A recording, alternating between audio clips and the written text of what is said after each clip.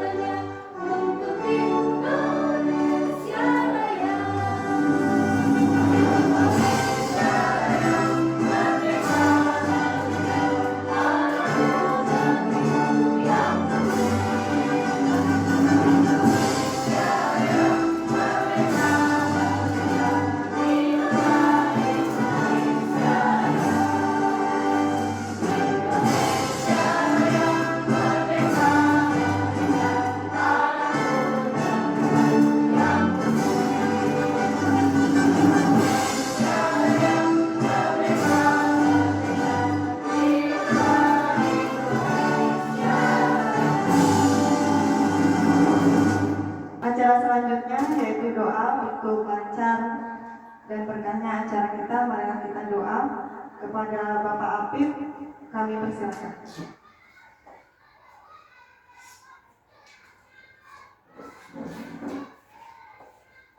Bismillahirrahmanirrahim. Assalamualaikum warahmatullahi wabarakatuh. Di kelancaran acara kita pada siang hari ini, ada baiknya kita berdoa terlebih dahulu. A'udzubillahiminasyaitonirrajim. Bismillahirrahmanirrahim. Alhamdulillahirabbil alamin. Wa bihi nasta'inu ala umurid dunya waddin wa ala alihi washabihi ajmain. Amma ba'du. Ya Allah ya Tuhan kami, tiada kata dan rasa yang pantas kami haturkan kepadamu pada siang hari ini, selain rasa syukur kami padamu atas segala nikmat dan hidayah yang Engkau anugerahkan kepada kami. Ya Allah ya Rahman ya Karim, jadikanlah acara kami ini sebagai acara yang Engkau ridhoi, yang membawa barokah, rahmat, taufik dan hidayah-Mu untuk kami semua. Ya Allah ya Tuhan kami, izinkanlah kami memohon, jadikanlah kegiatan ini sebagai pembangkit dan penggugah semangat kami dalam meningkatkan kualitas tugas dan kewajiban kami, sehingga kami bisa bekerja secara profesional dan proporsional sebagai bukti syukur kami padamu. Ya Allah yang Maha Pengampun, kami sadar, ya Allah, saya tidak sedikit pun kami bebas dari kesalahan, baik itu disengaja atau tidak. Tak sejengkal pun di hati kami yang bebas dari kesombongan dan kehinaan. Ampunkanlah dosa-dosa kami, ya Allah. Ampunkanlah dosa-dosa kedua orang tua kami dan orang-orang yang telah berjasa dalam membentuk kami seperti sekarang ini, ya Allah. Rabbana zalamna anfusana wa illam taghfir lana wa tarhamna lanakunanna minal khasirin. Rabbana atina fid dunya hasanah wa fil akhirati hasanah wa qina azabannar. Subhana rabbika rabbil izzati amma yasifun wa salamun alal mursalin walhamdulillahi rabbil alamin. Assalamualaikum warahmatullahi wabarakatuh. Terima kasih kepada Bapak Afif. Semoga acara kita nanti akan berjalan dengan lancar. Acara selanjutnya yaitu kata sambutan yang mana pada siang hari ini akan disampaikan oleh Ibu Emma Romadoni. Kepada Ibu Emma kami persilakan.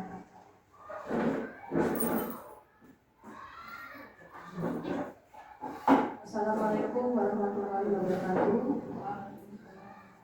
Puji syukur kepada Allah Subhanahu wa Ta'ala yang mana pada hari ini kita semua masih diberikan kesehatan sehingga kita bisa hadir di ruangan guru di SD 57 Kota Bengkulu ini untuk mengikuti aksi nyata diseminasi budaya positif.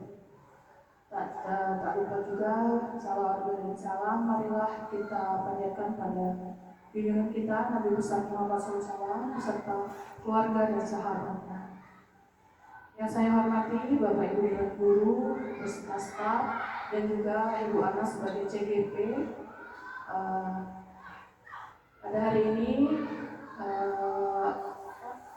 kita berkumpul di ruangan guru SD 57 ini untuk mengikuti aksi nyata diseminasi budaya positif yang akan disampaikan oleh CGP kita yaitu Ibu Ana.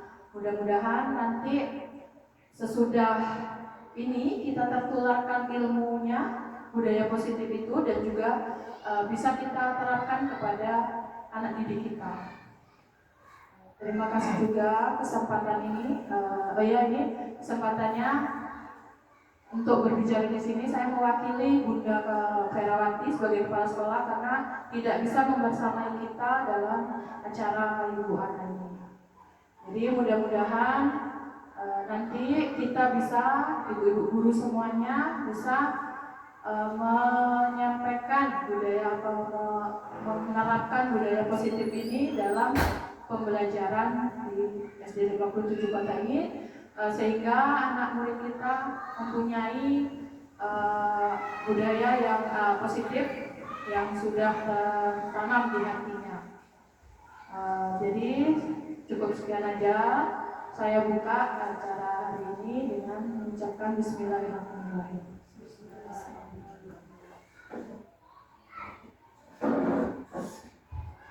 Terima kasih kepada Ibu Emma yang sudah menyampaikan kata sambutannya.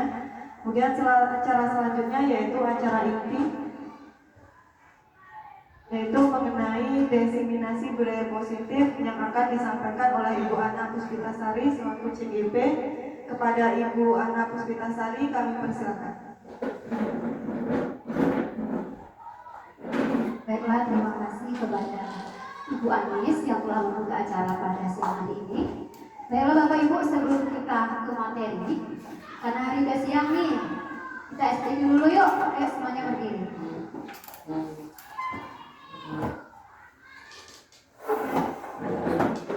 Lompat ke depan, lompat ke belakang, tengok ke kiri, tengok ke kanan, berut ke depan, berut ke belakang, berputar-putar, ayo kita senang. Terima kasih Bapak Ibu. Baiklah, hari ini saya akan menyampaikan aksi nyata mengenai budaya positif, yang mana ini adalah salah satu tugas kami dalam program Guru Penggerak. Baiklah Bapak Ibu, sebelum materi saya sampaikan, saya mau bertanya, kalau menurut Bapak Ibu apa sih arti budaya positif itu? Siapa yang mau menjawab? Silakan. Gambaran yang kira-kira menurut Bapak Ibu itu budaya positif itu gimana sih? Boleh. Sedikit menjawab, menurut saya mungkin budaya positif itu adalah suatu kebiasaan-kebiasaan yang baik yang selalu kita terapkan.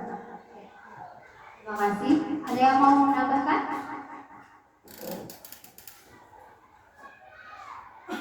Ya benar ya, budaya positif itu adalah kebiasaan-kebiasaan yang akan kita ajarkan kepada anak didik kita untuk menumbuhkan karakter baik pada diri mereka. Lanjut.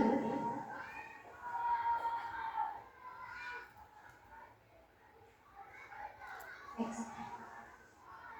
Nah, Bapak Ibu, di dalam budaya positif itu ada konsep inti. Yang pertama itu perubahan paradigma belajar, yang kedua disiplin positif, yang ketiga motivasi perilaku manusia, yang keempat kebutuhan dasar manusia, yang kelima keyakinan kelas, yang keenam posisi kontrol guru, dan yang terakhir adalah segitiga restitusi. Kita masuk ke materi yang pertama, yaitu perubahan paradigma belajar. Nah, Bapak Ibu, ini kita ada di kurikulum Merdeka nih. Pasti Bapak Ibu sudah mendengar yang namanya pembelajaran yang berpusat kepada murid dan pembelajaran yang berpusat pada guru. Nah itu maksudnya gimana itu? Ada yang mau bantu menjawab? Ibu apa boleh?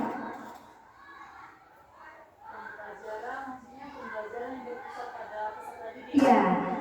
Berarti pembelajaran tersebut memang dirancang sesuai dengan kebutuhan peserta didik itu. Iya. Jadi pembelajaran itu tidak harus semua tugas atau latihan itu kita berikan semuanya itu sama, tetapi sesuai dengan tingkat kemampuan peserta didik tersebut. Iya, kalau yang pembelajaran berpusat pada guru atau teacher center, dia gimana? Ada yang bisa menjawab? Ibu Widi kayaknya. Mungkin inilah yang kita lakukan selama ini. Kita berpusat pada guru, semua harus nurut kata guru. Misalnya anak kita seperti kebalikan dari Bu Eva tadi, kalau berpusat pada guru, guru yang menguasai pembelajaran. Sedangkan kalau yang Ibu Eva tadi kan berpusat pada Siswa yang aktif dan gurunya. Ya benar sekali apa yang disampaikan oleh Ibu Elva sama Ibu Yudit. Di dalam sekarang yang kita laksanakan ini kayaknya lebih ke gurunya yang aktif. Sedangkan di para pembelajaran dengan paradigma baru itu bahwa yang aktif itu adalah muridnya. Makanya ada yang namanya pembelajaran dengan paradigma baru merupakan pembelajaran yang dirancang berdasarkan prinsip pembelajaran berdiferensiasi. Apa itu pembelajaran berdiferensiasi? Adalah pembelajaran yang berpusat kepada siswa. Jadi kita melakukan pembelajaran itu mengacu kepada kebutuhan murid. Karena murid ini beragam Bapak Ibu. Dari latar belakangnya, tingkat kecerdasannya, motivasinya, minatnya, gaya belajarnya berbeda.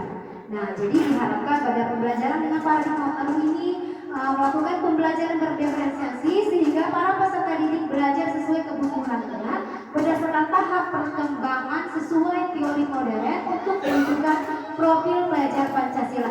Yang mana kita ketahui bahwa ada 6 profil pelajar Pancasila. Yang pertama yaitu beriman kepada Tuhan Yang Maha Esa, berkebinekaan global, bergotong royong, kreatif, bernalar kritis dan mandiri. Yang mana pada dimensi yang pertama itu beriman yang bertakwa, berarti kita memimpikan anak-anak kita itu berakhlak mulia. Ya Bapak Ibu ya. Kalau yang berkebinekaan global itu berarti tentang budaya. Kita menginginkan anak-anak kita mengenal budaya di Indonesia. Sedangkan yang kita ketahui bahwa banyak sekali budaya yang harus kita ajarkan kepada anak didik kita. Yang kedua bergotong royong. Yang ketiga bergotong royong. Bergotong royong bukan artian dalam kerja bakti, enggak hanya ke situ, tapi berkolaborasi, bekerja sama dalam pembelajaran seperti itu Bapak Ibu. Terus kreatif, kita memimpikan anak-anak kita yang kreatif. Dan yang selanjutnya penilaian kritis, anak-anak yang berpikir kritis. Dan yang terakhir mandiri. Kita menginginkan anak-anak itu bisa mandiri. Next.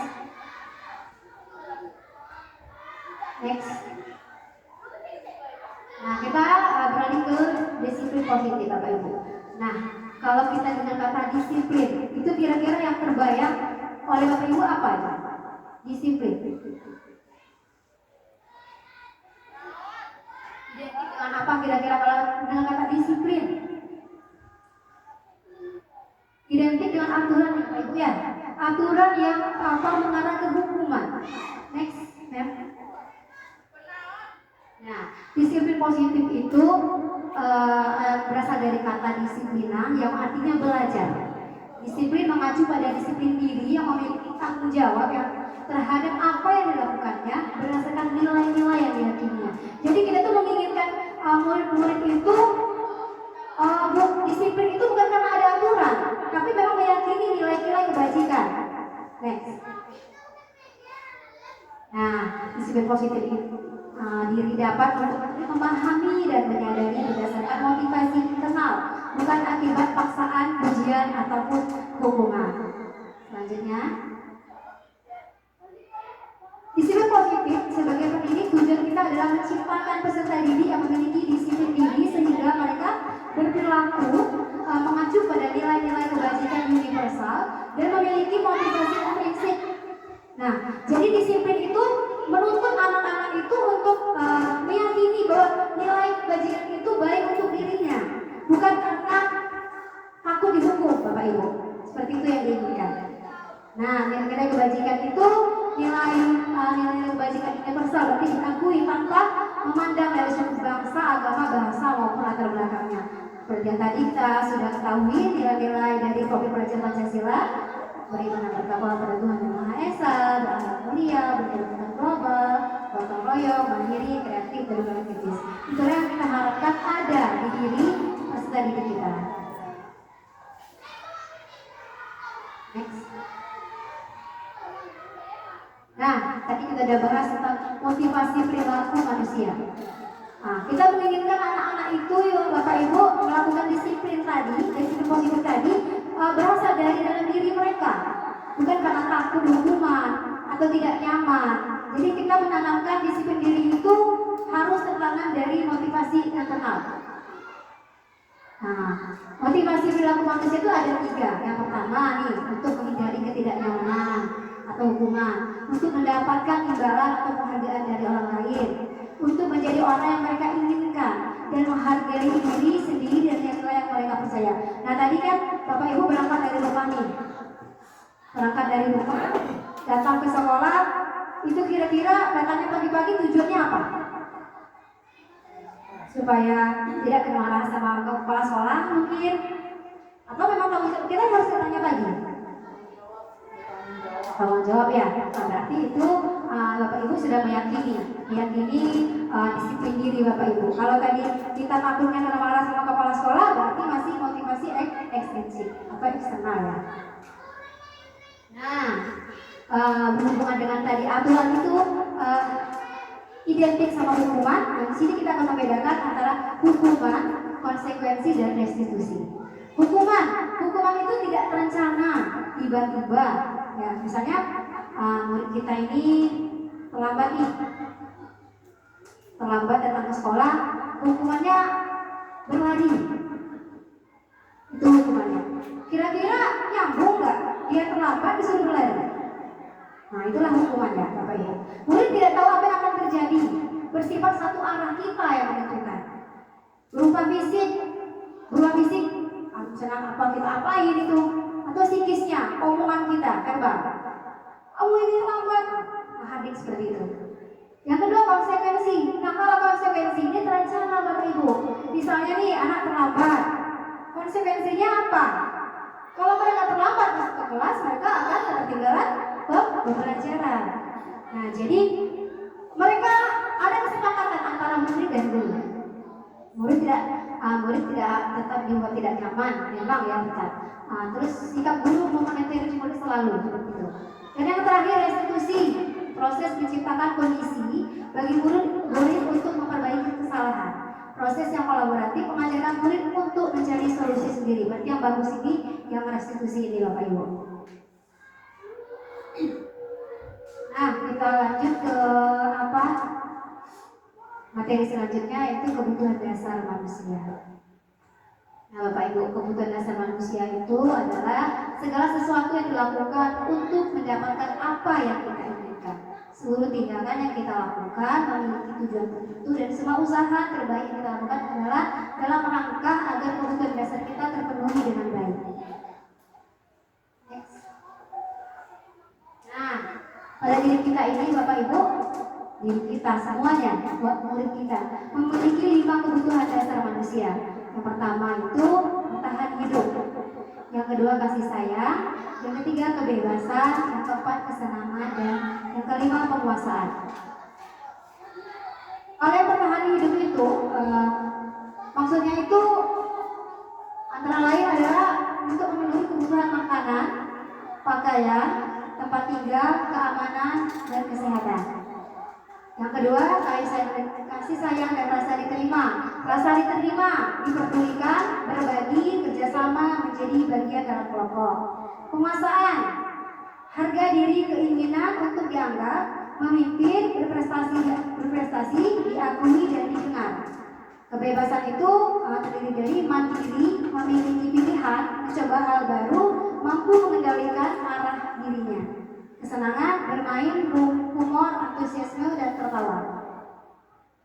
Nah, di sini ada kasus Bapak Ibu, studi kasus.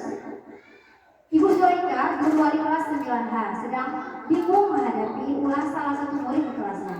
Rangga namanya. Beberapa anak telah mengeluhkan Rangga yang seringkali meminta bekal makan siang mereka dengan paksa. Jika Anda menghadapi seperti Ibu Zulaika, apa yang akan Anda lakukan? Menurut Anda, kira-kira apa sih alasan Rangga melakukannya? Lanjut.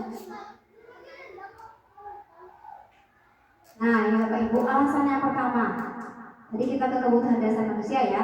Kalau alasan Rangga yang pertama itu karena ia lapar dan orang tuanya tidak membawakan bekal makan siang, maka kebutuhan dasar yang sedang berusaha dipenuhi oleh Rangga adalah kebutuhan bertahan hidup. Seperti itu. Sama misalnya di kelas nih Bapak Ibu, anak-anak ini loyo, malas-malasan. Mungkin posisi kita langsung kita marah. Oh, ini malas lemas ya. Itu mereka lagi memenuhi kebutuhan dasar bertahan hidup Bapak Ibu. Mungkin dia lapar, mungkin juga dia sakit, ya kan? Seperti itu. Yang kedua, alasan Rangga misalnya karena dia merasa senang ketika temannya memperhatikan dia. Temannya melaporkan tindakan itu pada gurunya dan gurunya memberitahu orang tuanya, sehingga orang tuanya jadi memperhatikan dia. Maka kebutuhan dasar yang sedang dipenuhi Rangga adalah kebutuhan kasih sayang dan rasa diterima. Kalau di kelas itu biasanya apa saja Ibu, Bapak Ibu guru yang bisa menggambarkan bahwa murid kita ini lagi memenuhi kebutuhan dasar kasih sayang dan rasa diterima? Kira-kira apa? Kalau yang kita temui dalam kelas biasanya.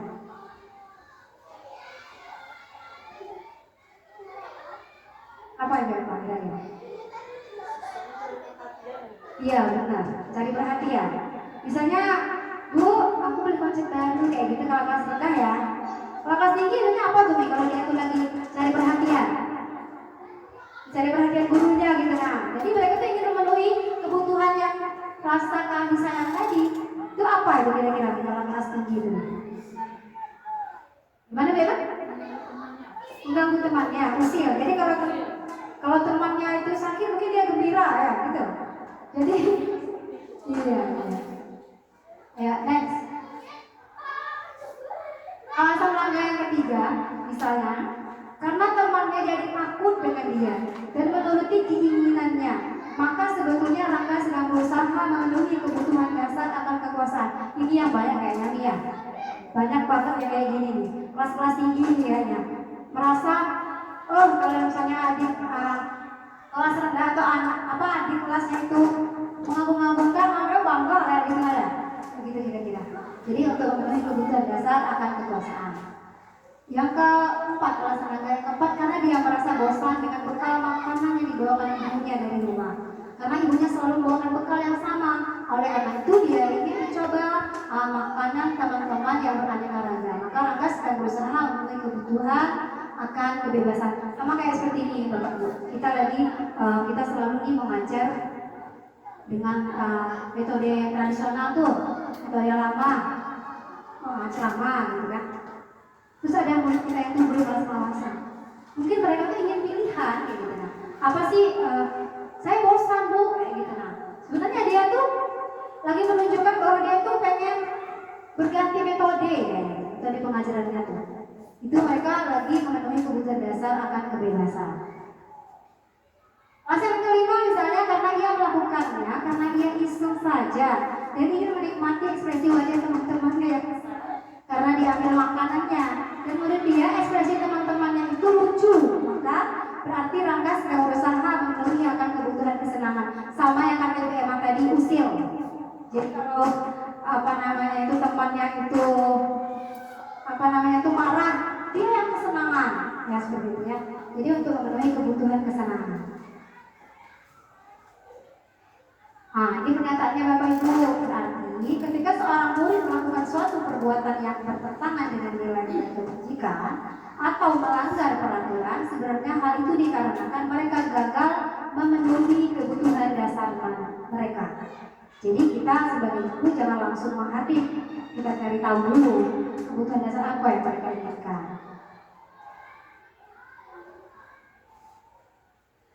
Materi selanjutnya adalah tentang keyakinan sekolah atau kelas. Pertanyaannya, mengapa keyakinan kelas? Mengapa bukan peraturan kelas? Ada yang mau bantu menjawab?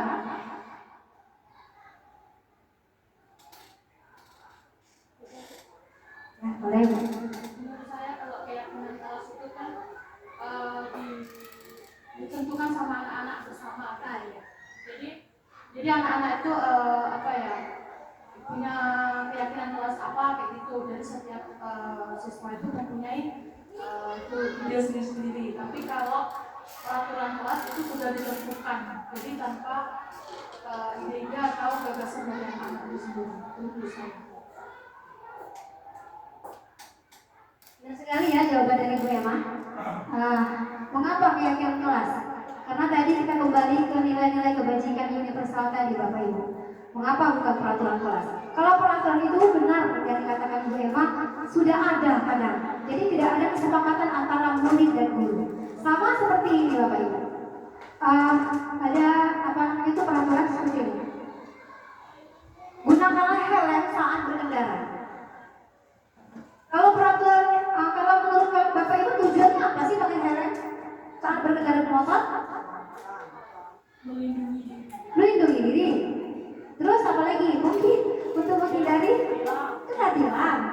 Nah, kalau tadi tujuan Bapak Ibu memakai helm itu untuk menghindari kena tilang dari polisi, berarti itu masih ada motivasi eksternalnya. Bukan belum meyakini bahwa nilainya itu, nilai kebajikan itu bahwa kalau kita pakai helm akan melindungi kita, berarti akan ada keselamatan untuk diri kita. Seperti itu Bapak Ibu. Jadi memang harus keyakinan kelas, keyakinan diri yang kita tanamkan kepada anak didik kita, terutama dalam kelas ya. Jadi pembentukan keyakinan kelas itu harus ada musyawarah antara murid dan guru. Nah, pembentukan keyakinan kelas itu bersifat abstrak daripada peraturan yang lebih rinci.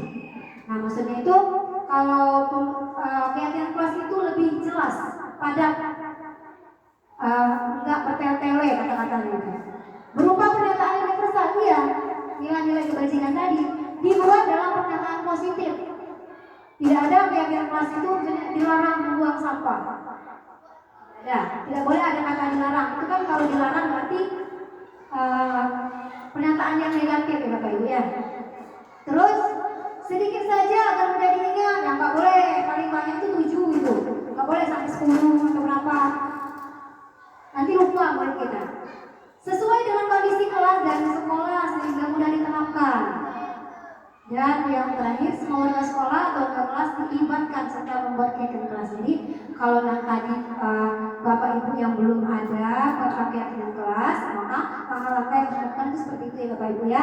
Jadi kita bermusyawarah dulu, kita tanya dulu apa yang mereka inginkan dan apa yang tidak mereka inginkan.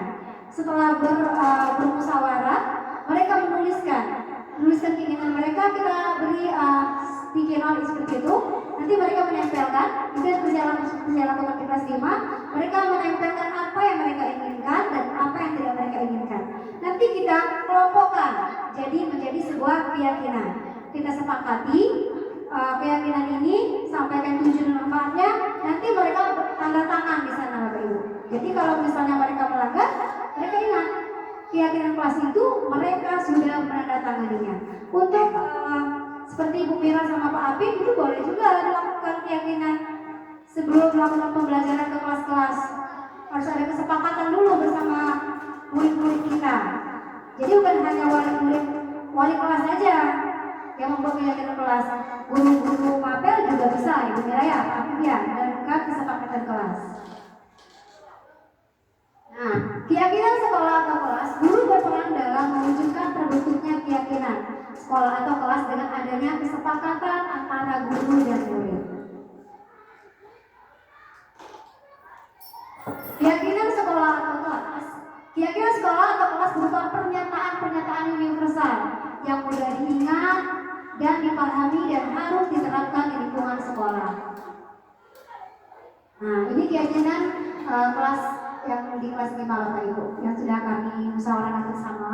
Yang pertama, hadir tepat waktu, saling menghormati dan bertanggung jawab, menjaga kebersihan kelas, mendengar penjelasan guru, bicara yang baik, sopan dan jujur, ramah dan peduli. Itu keyakinan yang telah kami bentuk di kelas 5. Ini kita istirahat dulu nih. Capek Bapak Ibu ya, kita sedikit lagi yuk. Semuanya Bapak Ibu mohon berdiri.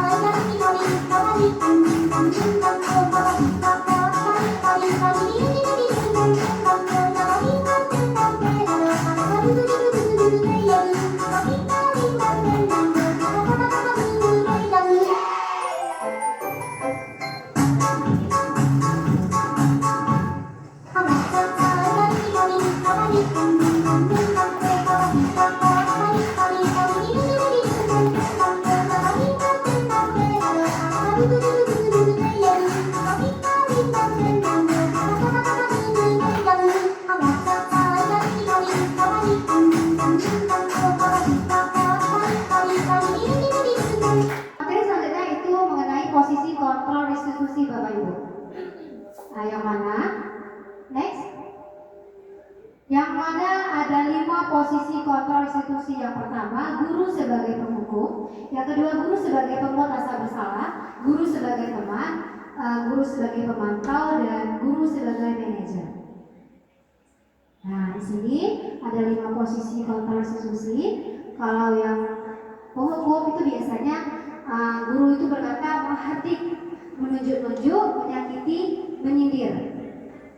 Kalimat yang sering dikatakan itu biasanya, kalau kamu tidak melakukannya, awas ya, rasakan, dengan nada marah seperti itu. Hasilnya itu siswa kita memberontak, menyalahkan orang lain dan berbohong.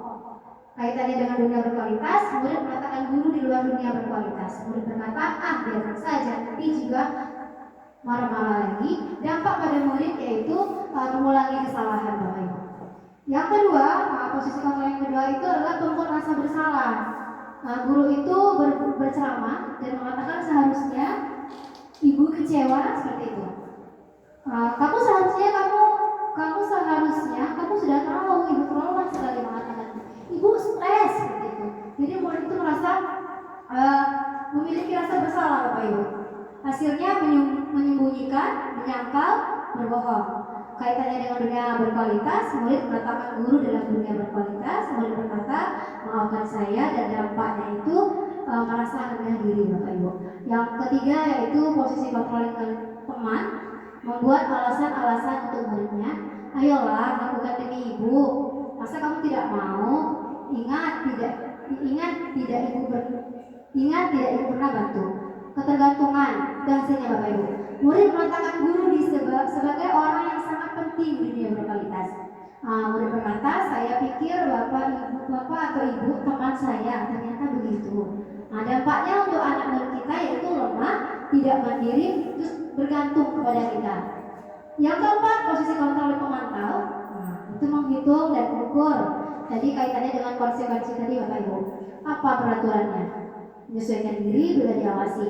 Kaitannya dengan dunia berkualitas, murid meletakkan guru, peraturan dan hukum di dunia berkualitas. Murid berkata, berapa banyak bintang yang saya harus peroleh, berapa halaman yang harus saya tulis. Dampaknya pada murid itu, Bapak Ibu, menitipkan pada sanksi atau hadiah untuk dirinya. Yang terakhir ini, posisi kontrol yang terbaik itu adalah manajer. Mengajukan pertanyaan-pertanyaan, apa yang kita yakini, apa yang bisa kau kerjakan untuk memperbaiki masalah ini. Jadi kita tuh mencari solusi, Bapak Ibu, kalau yang di manajer ini. Hasilnya tuh menguatkan pribadi pada diri murid kita. Kaitannya dengan dunia berkualitas, murid menetapkan dirinya sebagai individu yang positif dalam dunia berkualitas. Bagaimana murid berkata, bagaimana caranya saya bisa memperbaiki keadaan.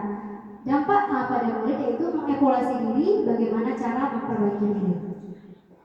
Selanjutnya, ini adalah contoh penerapan 5 posisi kontrol guru tadi, Bapak Ibu. Ada kasus nih, siswa tidak rapi dalam berpakaian saat upacara bendera. Kalau kita berada di posisi penghukum, hormat pada bendera selama 1 jam. Itu yang kita katakan kepada murid kita. Kalau di posisi pemberat merasa bersalah, kata-kata yang kita ucapkan itu, berapa kali bapak atau ibu kita hukum, kamu selalu mengecewakan bapak ibu, seperti itu. Kalau yang teman, ayo ikuti peraturan sekolah, tolong bantu ibu, bapak ya, sekali ini, ya sudah, tidak apa-apa, lain kali jangan sampai seperti ini lagi ya. Itu yang teman, bapak ibu. Jadi kita tuh lebih akrab karena yang pemantau. Kamu sudah melanggar peraturan sekolah, kamu tahu kan konsekuensinya?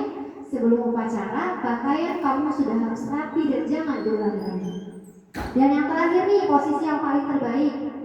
Apakah kamu tahu kesalahanmu? Kira-kira bagaimana kamu perbaiki kesalahanmu? Jadi Bapak Ibu, kalau seandainya sekarang kita masih ada di posisi yang menghukum, membuat merasa bersalah, atau teman atau manajer, pemantau, tidak apa-apa Bapak Ibu, kita seiring berjalannya waktu kita harus memposisikan diri kita bagaimana caranya agar bisa memposisikan diri kita sebagai di manajer Bapak Ibu. Jadi kita harus mencari solusi dari permasalahan tentang diri kita. Seperti itu. Posisi kontrol substitusi di antara kelima posisi kontrol tersebut sebaiknya seorang guru menggunakan posisi kontrol sebagai manajer. Posisi kontrol restitusi. Sebagai manajer, guru dapat berbuat sesuatu bersama murid, mempersilahkan murid bertanggung jawab, dan mendukung murid agar dapat menemukan solusi. Selain itu, posisi manajer mengacu pada restitusi yang dapat menjadikan murid sebagai manajer bagi dirinya, sehingga dapat tercipta identitas positif pada diri murid. Tadi kira-kira Bapak Ibu udah paham kan mengenai posisi kontrol guru? Di sini ada beberapa pertanyaan. Kira-kira yang ini ada pertanyaan ini yang mana nih? Posisi masing-masing yang tadi. Saya kecewa sekali dengan kamu. Itu kira-kira posisi yang mana, Bapak Ibu? Saya kecewa sekali dengan kamu. Apa itu kira-kira? Merasa salah atau menghukum? Saya kecewa sekali dengan kamu. Apa itu kira-kira? Menghukum ya Bapak Ibu ya. Yang kedua, kamu tidak pernah benar melakukannya. Apa itu Bapak Ibu kira-kira?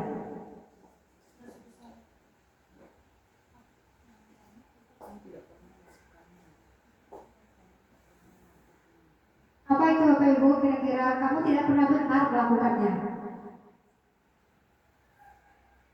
Membuat rasa bersalah. Kalau yang ini, kamu tidak pernah mendapat nilai jika tidak mengerjakan tugas.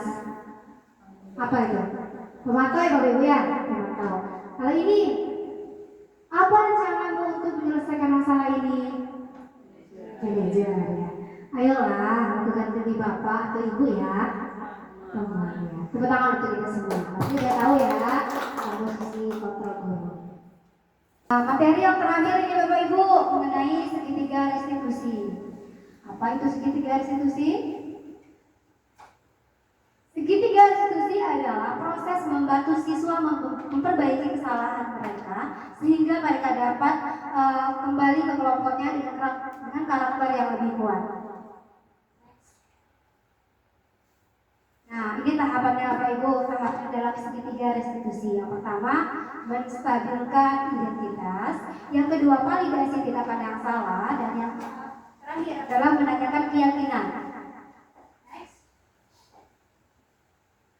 Nah, dalam posisi menstabilkan identitas itu dilakukan berdasarkan prinsip bahwa membuat kesalahan adalah bagian dari proses yang nantinya akan menggeser identitas gagal ke identitas sukses. Berbuat salah itu ini contoh-contoh kalimatnya Bapak Ibu. Berbuat salah itu hal yang manusiawi. Tidak ada manusia yang sempurna. Kita bisa menyelesaikan permasalahan ini. Bapak atau Ibu tidak tertarik untuk mencari tahu siapa yang salah, siapa yang benar. Bapak atau Ibu lebih tertarik untuk menyelesaikan masalah. Yang terakhir, kalau kamu menyalahkan dirimu sendiri terus-menerus, apakah kamu bersikap baik pada dirimu sendiri? Seperti itu kalimat yang kita ungkapkan kepada murid kita, Bapak Ibu, pada posisi menstabilkan identitas. Tahapan yang kedua yaitu validasi tindakan yang salah. Validasi tindakan yang salah dilakukan berdasarkan prinsip bahwa setiap perilaku berupaya memenuhi suatu kebutuhan tertentu sehingga guru atau orang tua akan bergeser dari pemikiran stimulus respon menjadi proaktif serta akan lebih mengenali dan mengakui kebutuhan murid. Nah, ini kata-katanya Bapak Ibu. Kamu pasti punya alasan melakukannya. Apa yang penting bagi kamu? Kamu boleh tetap berusaha menjaga sikap itu, tapi tambahkan sikap yang lain, yang baru.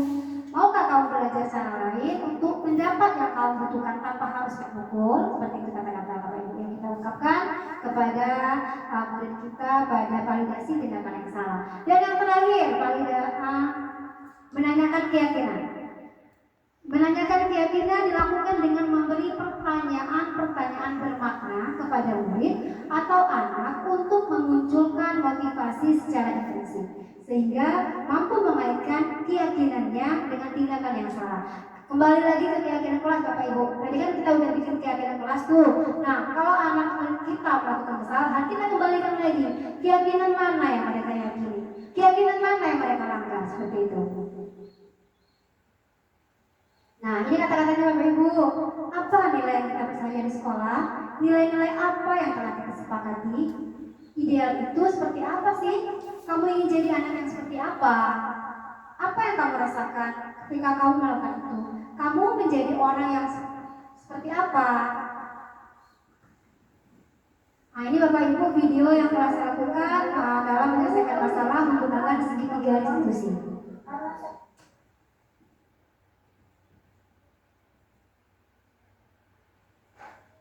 Aiza, Ya, Bu.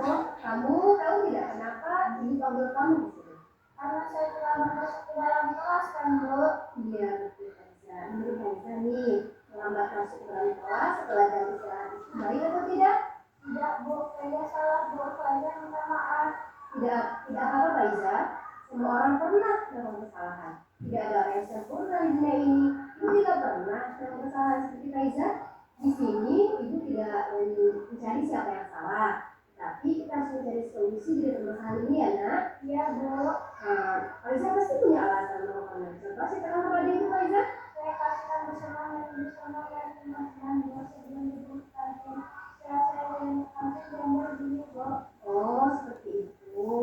Bermain bersama teman-teman itu emang seru ya Pak Aiza. Pak Aiza pasti menyukainya. Tetapi adakah solusi dari Pak Aiza?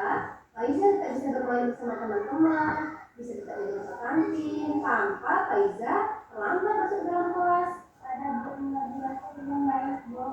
Membagi waktu dengan baik ya Faiza ya. Kira-kira kapan nih Faiza melakukannya? Sudah besok, Bu, saya akan selalu masuk dalam kelas, Bu. Baik Faiza. Nah Faiza meyakini keyakinan kita? Meyakini, Bu. Kira-kira keyakinan kelas mana tuh Faiza langgar? Disiplin dan menghargai waktu, Bu. Ya, disiplin dan menghargai waktu. Faiza menjadi orang bagaimana? Aku menghargai diri dan menghargai guru, Bu. Iya, luar biasa. Terima kasih Faiza. Ini yang percaya Faiza bisa melakukannya, Faiza bisa memperbaikinya, karena Faiza adalah anak yang baik, anak yang pintar dan semangat untuk belajar. Sekarang Faiza boleh bermain kembali bersama teman-teman. Terima kasih, Bu. Ini kasus yang pertama. Assalamualaikum warahmatullahi wabarakatuh. Hai, perkenalkan nama saya Faiza dari kelas 5. Saya senang sekali diajak berdiskusi dengan Bu Ana untuk menemukan solusi dari kesalahan yang telah saya lakukan. Tanpa di pojokan saya akan lebih disiplin dan menghargai waktu supaya tidak terlambat masuk ke dalam kelas setelah jam istirahat. Terima kasih. Wassalamualaikum warahmatullahi wabarakatuh.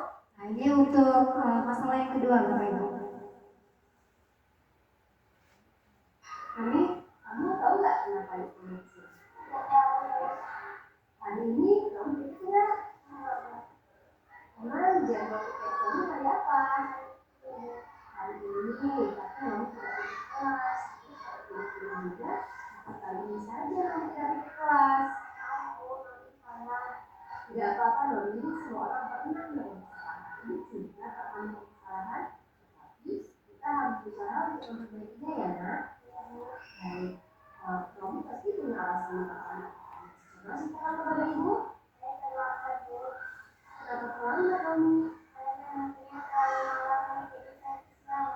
Oh begitu, kalau lama main HP-nya hingga harus marah, itu namanya kesiangan dan datang terlambat.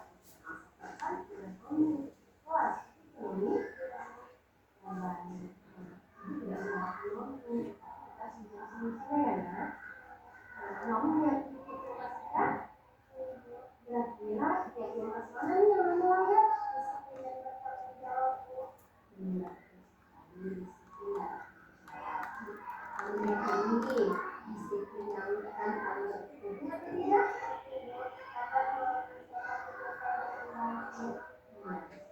Baik, ini yang adalah kamu meyakini kelas kita ya? Meyakini ya? Kamu mau nggak memperbaikinya? Bagaimana cara memperbaikinya nak?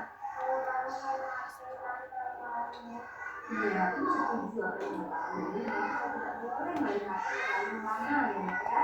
Kalau bisa banyak waktu. Karena banyak sekali nak dampak negatif bagi banyak. Ini tahu nggak kira-kira apa? Iya, dapat merusak mata, bisa membuat otak kita rusak, dan juga kita melakukan itu.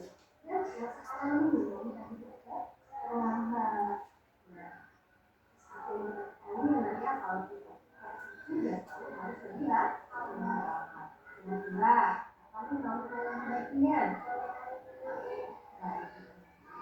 Nah, kamu mau belajar gimana?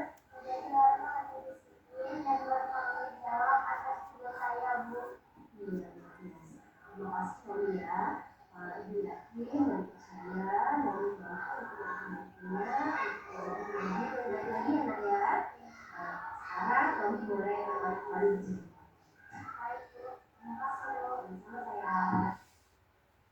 Nah, jadi Bapak Ibu, itu tadi adalah kegiatan segitiga institusi yang saya laksanakan di kelas tentang masalah. Yang pertama tadi, si Faiza itu seringkali habis istirahat itu terlambat masuk ke kelas.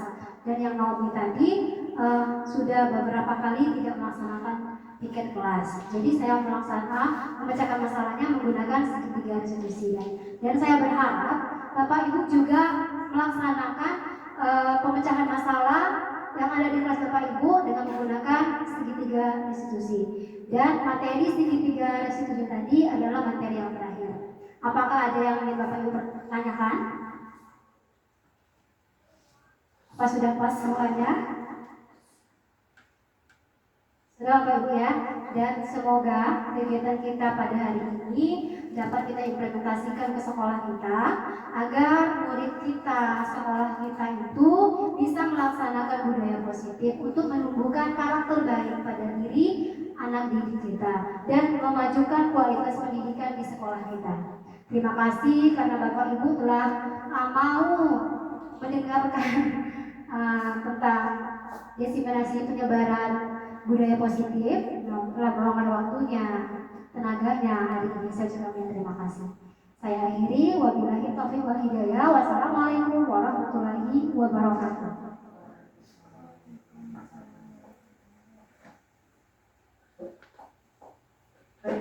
Terima kasih Bu Ana yang sudah menyampaikan ilmu yang sangat luar biasa yang dapat menambah wawasan kita sebagai guru, dan mudah-mudahan ilmu-ilmu yang telah disampaikan Bu Ana tadi dapat kita implementasikan pada anak didik kita supaya menjadi anak-anak yang berkarakter, berbudaya positif, dan pastinya berprestasi.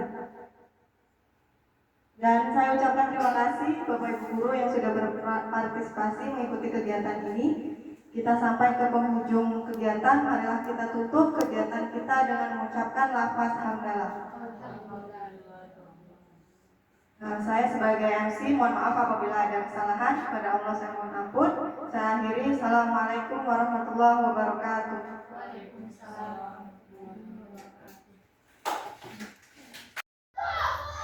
Assalamualaikum warahmatullahi wabarakatuh.